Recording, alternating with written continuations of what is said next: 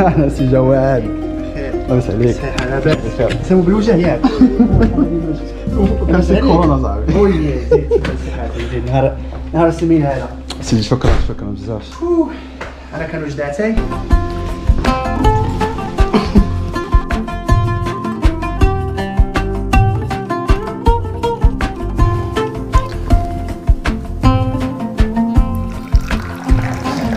هذا كله جبتو معايا. كان عندي واحد صغيور والكيسان جبتو معايا مؤخرا باش مشيت كان في الناس وكيبقى البرا صغيور ما كيكفيش.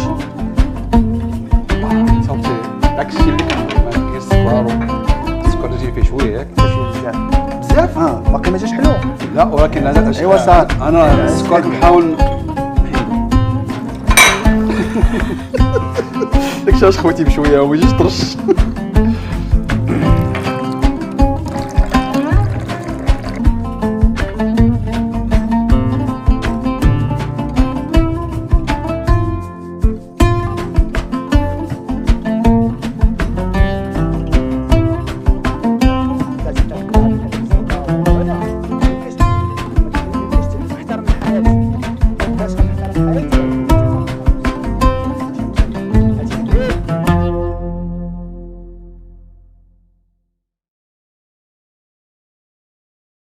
شكرا بعدا عرفت بان الوقت ديالك عامر. لا تحياتي يا سي حسن. وخديتك من العائله ديالك ونهار السبت. ما كرهناش ماشي مشكل. تنقدر هذه المساله هذه. هاني يا اخي واخيرا تلاقينا. اخيرا نهار كبير هذا.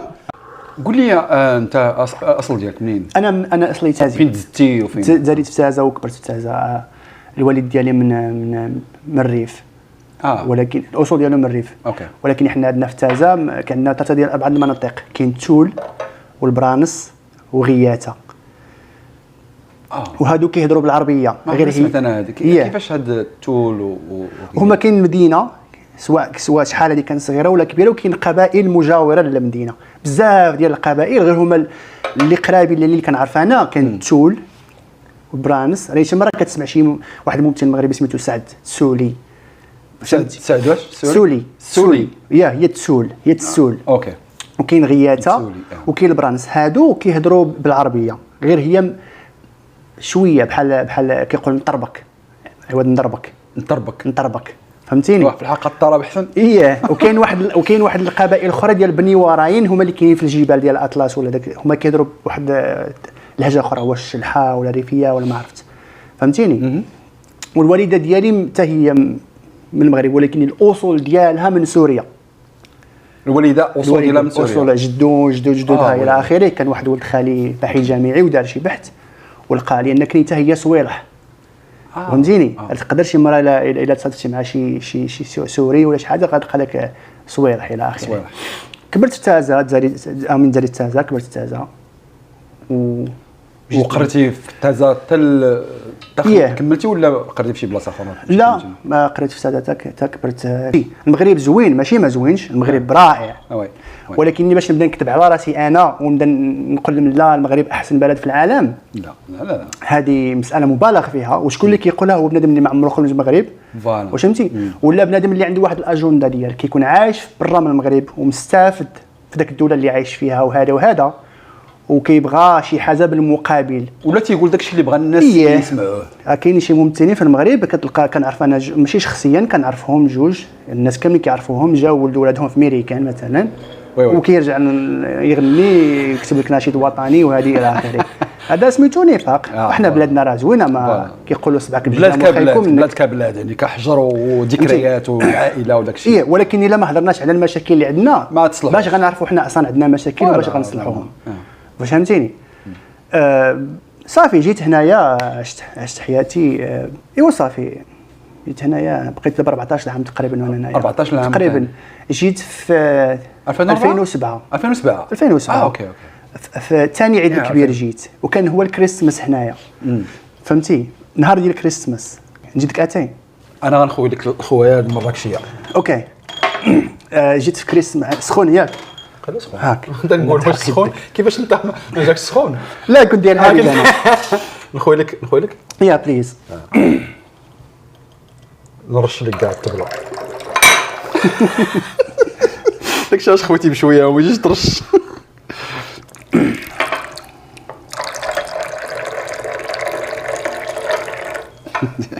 في الحقيقه ملي كتطلع الشقه خاصك تخوي في الرمله تكون جالس في الارض.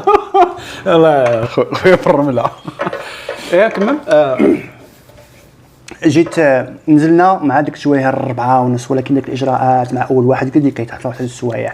اي وداك الوقت كان الشتاء والبرد وتخيل من المغرب حطوني هنايا الضواء والعمارات.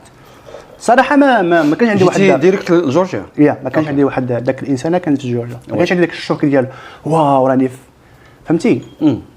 لان كنا عارفين ديجا قارين الانجليزيه شويه وديجا عندك واحد الفكره مسبقه على الانجليزيه في المغرب قبل ما شويه يعني شويه ذاك البيسكس بحال اي مغربي. اي ماي نيم از هاي هاو ار يو. وزدت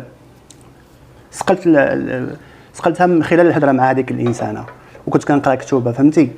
وفين ما تجيني شي كلمه صعيبه كنقلب عليها. كان عندي ديما كتاب هزو معايا وكنسمع الاغاني قريتي راسك براسك. وي اييه فين ما تكون. وديما اللي انا كنت مشهد في الانشاء كيعجبني نكتب اللغه العربيه. It's okay. Hi guys. Hey. Sammy, we're filming the camera, okay? How you doing? Yeah. How can you speak Here. our language? Yeah, he does speak our language. You want to sit down with us? This is a cookie. This is my friend Hassan. He's filming a vlog. You want to say hello to people? Let's say hello to the camera. Hello, camera. No, he meant to say hello to people.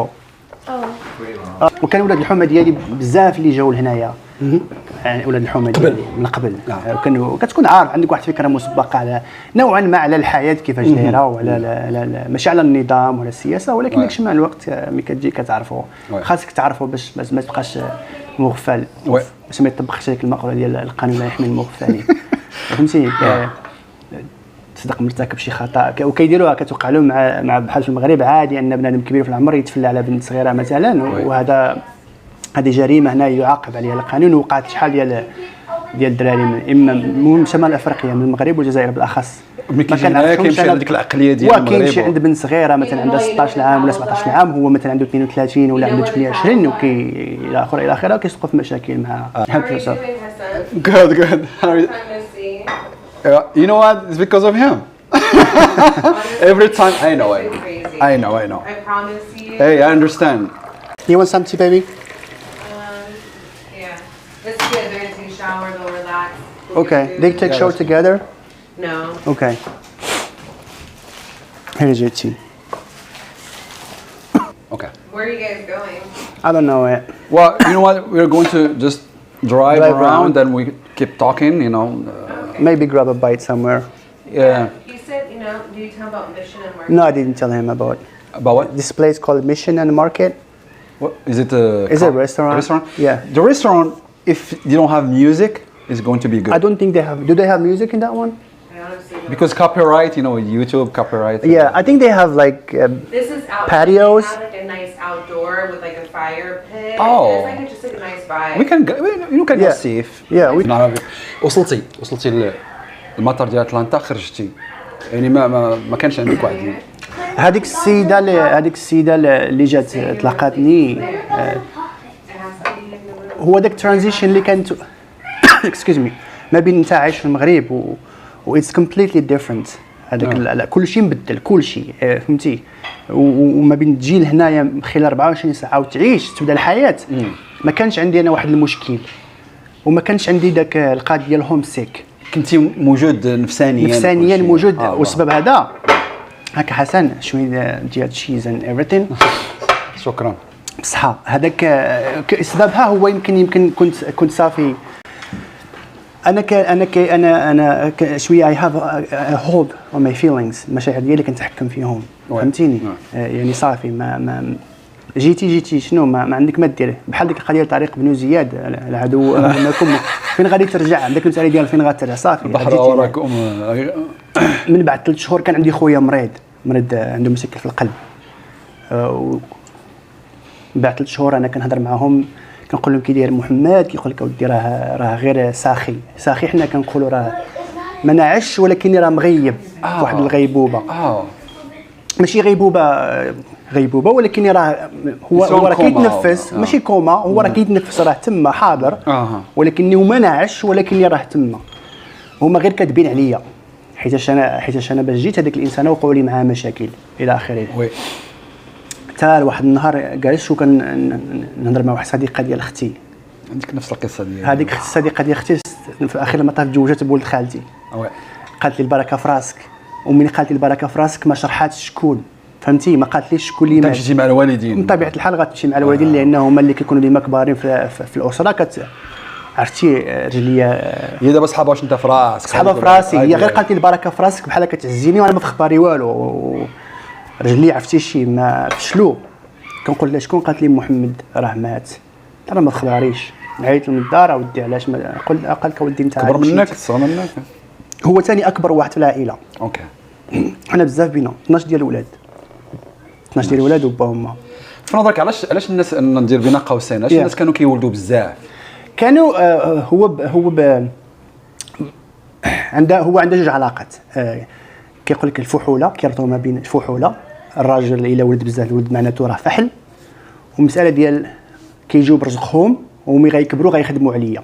فوالا فهمتيني؟ باش ما ولدتي كثير غادي يكون في هذيك الوقيته يمكن هادشي كان صحيح، يمكن كان صحيح لان حتى الحياه كانت بسيطه، متطلبات الحياه كانوا بساطين خصوصا في الباديه. شنو كان كيخصهم؟ مثلا الزرع والزيت. لان عندهم الدجاج، عندهم البقار، البقار باش كيديروا الحليب الى اخره، المعاز الى اخره. ملي كانوا كيدخلوا للسوق المدينه كانوا غير باش يتقداو الحوايج ولا الزيت ولا الطحين ولا السكر الى اخره. وكيبداو يقولوا ولد فلان فلان ولد فلان، بحال دابا الوالد ديالي سميتو ما كيقولوش سميتو العائليه، كان سميتو يقولوا حميده بن الحوسي راه ولد 4 الولا كانوا ولاد، 4 خوتي الولا كانوا ولاد وما بيناتهم غير عام. امي جوجات صغيره على 14 عام وبا كان عنده تقريبا 18 عام في ذاك الوقيته. واش فهمتيني؟ هذاك اللعيبه ديال بحال واحد الوسام كيلبسوا الراجل ديال عندي بزاف الولاد بزاف ديال الولاد. وانا الوالد ديالي كان واخا كان كيهاجر، واخا في الباديه كان كيخوي البلاد. كان كيلبس 12 بقاو كلهم محيين. لا مات وحده قبل ما نتولد انايا، ما كنعرفهاش ما عمري. شحال مات من دوك 12؟ شحال ماتوا تقريبا؟ جوج اللي ماتوا دابا. فهمتي؟ هذاك خويا الثاني اكبر واحد. هذا علاش سولت هذا السؤال هذا، لان سمعت عاوتاني واحد القضيه علاش الناس كانوا كيولدوا بزاف، لان كان الدراري تيموتوا. احتمال فمثلا ما يمكنش يولد جوج ويقول صافي بركه، لان ما عارفش يقدر يموت وهذه القضيه اللي لاحظتنا في المغرب. عندنا موت ملي كتسول مات كيقول لك مات موت الله. وي شنو هي موت الله؟ يعني موت طبيعي، حيت ما ماشي اللي هو الحاله. وداك الشيء علاش شحال هذه كانوا كيموتوا بزاف الاطفال الصغار بسبب شي حوايج ما عندهم علاقه بالموت الطبيعي، لان مساله غير منطقيه ان بزاف ديال الدراري صغارين يتولدوا في واحد الوقيته معينه ويموتوا كاملين. لا ما كاينش حاجه موت طبيعي، تيكون سبب انه الموت. واش فهمتي؟ تيكون شي سبب. الموت الطبيعي زعما هي في المخيل ديال الناس هي ملي كتكبر وكتصل واحد اللاج وكتموت بسلام بلا قصيده ولكن الدراري الصغار من تيموتوا ولا هذيك كتولي مساله ديال شنو كيوقع. غير حنا ما عرفناش باش مات ذاك الوقيته، ما كناش كنعرفوا تيكونوا شي امراض ما تيكونوا كاع باينين. دابا راه باقي لحد الان دابا حاليا كيقول لك جوج حوايج، واش مات بكورونا ولا موت الله. فهمتيني؟ تقدر يكون فيها السرطان، يقدر يكون فيها شي مرض السرطان ما عارفينوش. ماشي ضروري يبان عليك، ماشي ضروري تبان. فوالا حنا في المغرب كنظن فوقاش كيديروا التشريح غير ملي كتكون شي جريمه. فوالا هنا راه كيديروا التشريح اغلب الحالات باش يعرفوا السبب ديال الموت الى اخره. بزاف الا كنتي جان وهذا. كنظن هذه المساله هي صحيحه اللي قلتي ديال انهم كانوا كيموتوا بزاف على بلان كان كيبغى يولد. حيت حنا في عائلتي كنظن عمي اللي مرات عمي اللي كان ماتوا لها 5 يمكن، وهي ولدت ما عرفتش بشحال الاولاد، ما كانش عندنا علاقه زوينه مع عمي. فهمتيني؟ اما باما مات لهم غير وحده وشي شهرين يمكن، شي شهرين من بعد تولدت عاد ماتت. واش فهمتيني؟ ايوا الوالد 4 كاين عامين ما بيناتهم، والصغارين عام يا ربي الكبارين عام بيناتهم، والصغار عامين 3 سنين. علاش كنقولوا واش باقي كنقولوا بزاف الناس باقي تيقولوا حاشاك. ملي كنذكروا اليهودي كنذكروا اي حيوان، بزاف الحمار والكلب وما عرفتش عرفتي ولا ما عرفتيش، انا سمعتها بزاف. كاين اللي تيقول المراه حاشاك. لا هذا سمعت هذه القضيه ديال المراه حاشاك. وديما كان عندي مشكل معاه هي وديال اليهودي، فهمتي؟ لان هذاك هي عباره قدحيه ومليئه بالعنصريه، واش فهمتي؟ وباقي الناس يقولوا دابا بعيدا على الدافع الديني اللي كيخليك تكره اليهودي واخا ما دار لك والو، لان في اخر المطاف مي كنشوفوا المغاربه مثلا كشعب مسلم عربي وكيهضر على القضيه الفلسطينيه، بغض النظر على الموقف ديالي انا ومن هذه القضيه هذه وشكون الخطا وشكون الصواب وشكون اللي هجم على شكون، هذا موضوع اخر. كنظن اللي كيعجج ذاك المشاعر هو مساله ديال يهودي فيرسز مسلم، واش فهمتي؟ لان راه مسلمين كلاو الدق في سوريا، سوريين راه مسلمين وكيتقتلوا، واليمنيين راه مسلمين وكيتقتلوا على يد السعوديين، ولكن ما غاديش تلقى ذاك التضامن كامل وصلهم من عند دول عربيه مسلمه اخرى بنفس القضيه ديال اللي كاينه مع فلسطين واسرائيل. وانا شخصيا كنظن العامل الاساسي في القضيه هذه هو المساله ديال اليهودي مع مسلم. وحنا تربينا على حنا كمسلمين تربينا اننا نكرهوا اليهودي، واش فهمتيني؟ وتزاد ديك الكراهيه تضخمات من داروا القضيه ديال جاوا لفلسطين وخداو البلاد الى اخره، واش فهمتي؟ هي فهمتي اليهودي ولا ماشي يهودي راه كيبقى في اخر المطاف انسان، فهمتي؟ الا كانت الافعال ديالو خايبه حيتاش هو بررها بالدين اليهودي، ممكن داك الساعه تقول له نتايا اذا كيهودي ما تسواش، فهمتيني؟ ما غاديش تقول اليهود كاملين ما يسواوش، لان انت ما عاشرتيهمش وما داروا لك والو. راه بحال اللي غتقول المسلمين ارهابيين وانت يلاه شي غير مسلم واحد هو كيقول انا مسلم، واش فهمتي؟ ناقشنا هذا الموضوع هذا، الدوافع ديالو اللي خلاوه يكون ارهابي وهذا، ولا يقدر ما فهمش الدين ولا كان عنده واحد الغل واحد الحقد على المجتمع. وكتوقع هذه في اوروبا، لان اغلب الا تشوف اغلبيه اللي كيكونوا منتمين لجامعات المتطرف كيكونوا عايشين في اوروبا وكيكونوا منعزلين، ما عرفوش يعيشوا، ما عرفوش يندمجوا مع المجتمع المضيف او المجتمع فين عايشين، وعندهم الخلفيه اسلاميه دينيه الى اخره. كيكون ديما عندهم صراع وكيجيو كيستقطبوهم ثاني، كيقولوا هادو الكفره الخونه الى اخره، اجي نديروا لهم اجي نفعلوا لهم. اما المراه واش كاين حديث ولا ما كاينش؟ تقطع الصلاه ولا شي حاجه؟ كاين المراه والكلب النجس وشي حاجه. اش تيقولوا حاجه؟ هذا بغض النظر على واش الحديث صحيح ولا ماشي صحيح، لان موضوع النقاش ديالنا حنا ماشي الدين، فيه اهانه كبيره، لانك فيه اهانه كتقطع عليك الصلاه ولا الوضوء، وفي اهانه انك حطيتيها في نفس الخانه مع الحمار والكلب. حاشاك. واخا هما ما حنا نقولوا الامريكانيين تيقول لك كلب دوغ هيز فاميلي. ما كيقول لك انا كان عندي، انا جيت كان عندي مشكل مع حسن مع ديال كيقول لك ماي بيبي. ماي بيبي فهمتي؟ كيقول لك كتهضر مع شي واحد كيقول لك ام دوغ مادر، انا ديال الكلب، واخا هي ما ولداتوش وما الى اخره. ولكن من عشت هنايا وهذه كنقول وانا ما هي تعيط حتى راجلي انا مالي.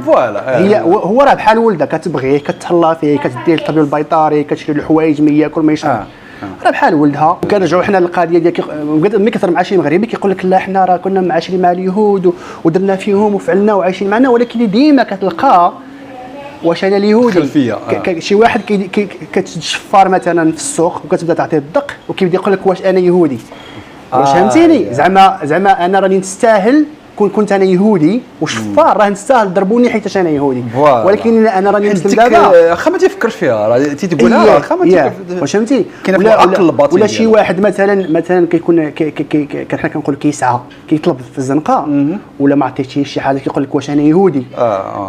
زعما حنا ما غنصدقوش عليك غير حيتاش انت يهودي. واش فهمتي؟ راني يهودي ولا معيور.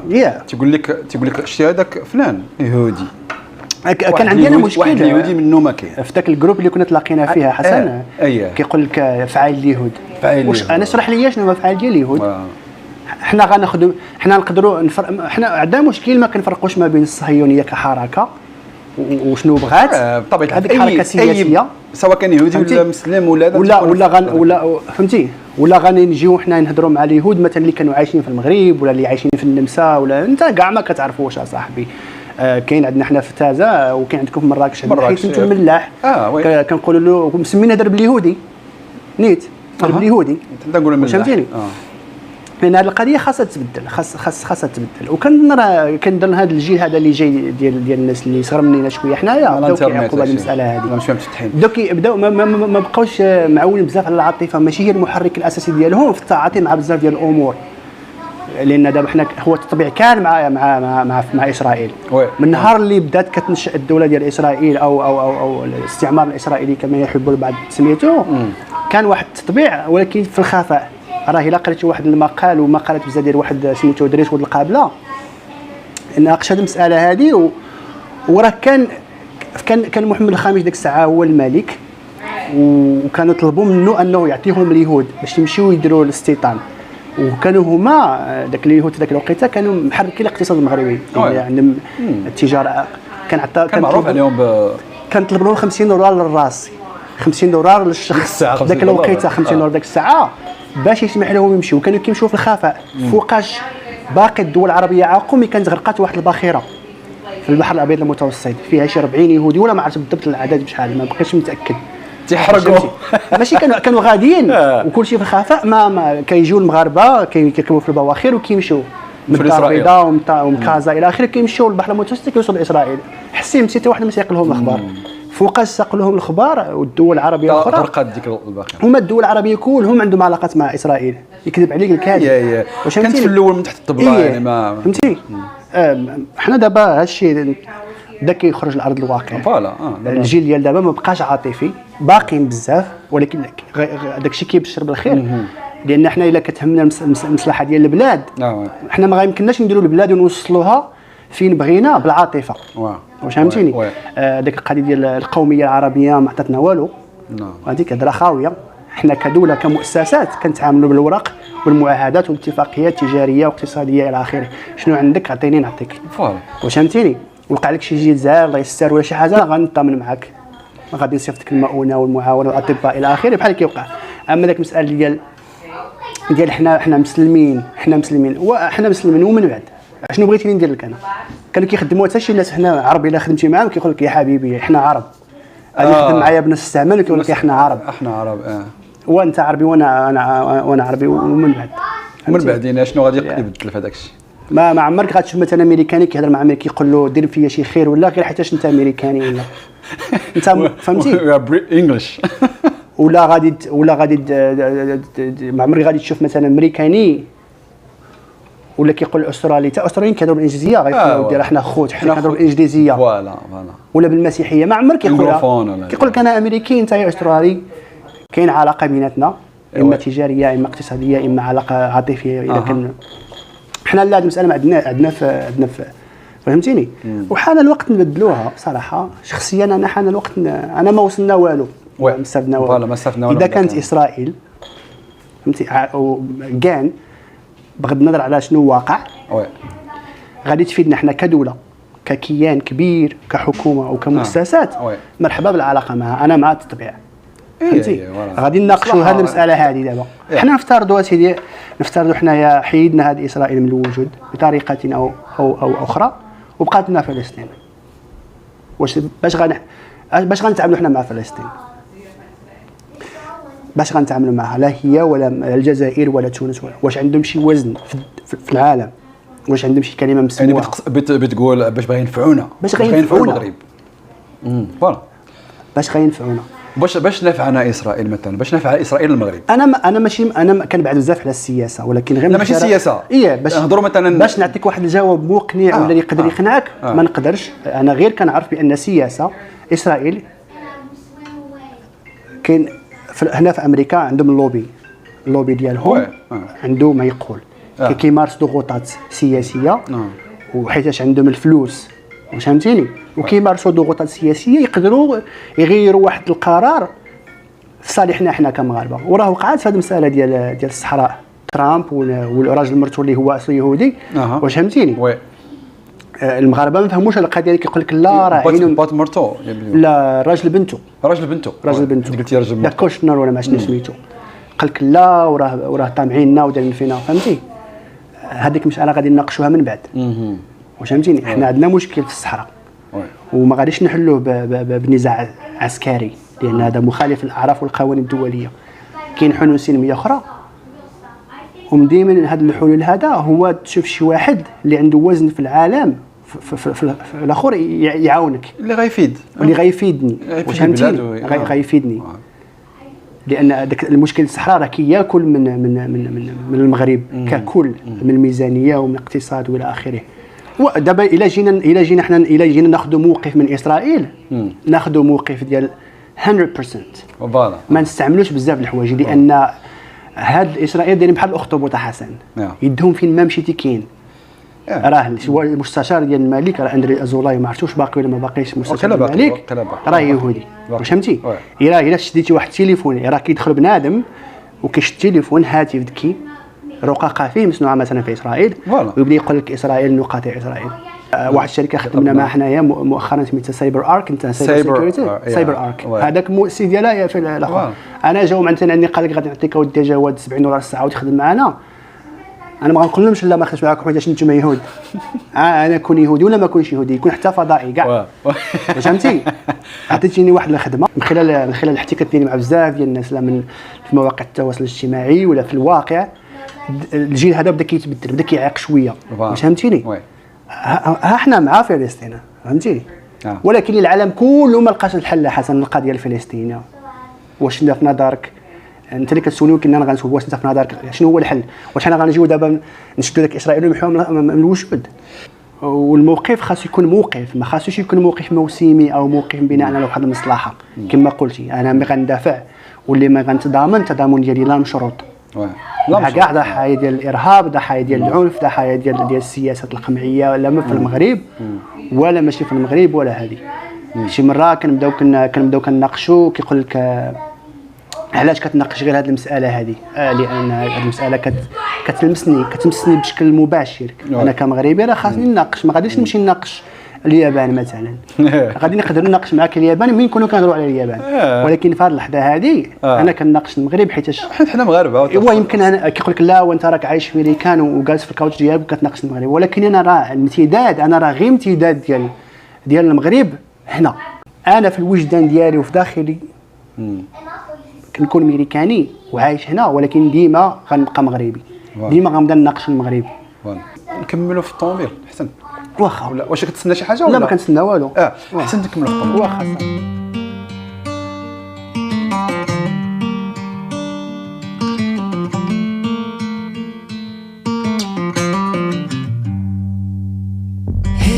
Back to what used to be home, passing by those little towns I know so well, stopping for gas and then I'm behind the wheel again.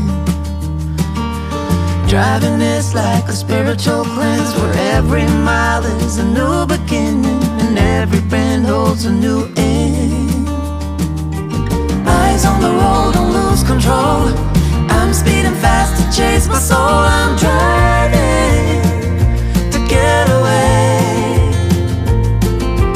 running through emotions high and low, holding on or letting go. I'm fighting another day. The neon lights in the fast lane life, riding high, reaching for the sky. I had it all but lost and fell back down again. Spent my time playing the game where every single day was a losing battle and every drink was a dead end.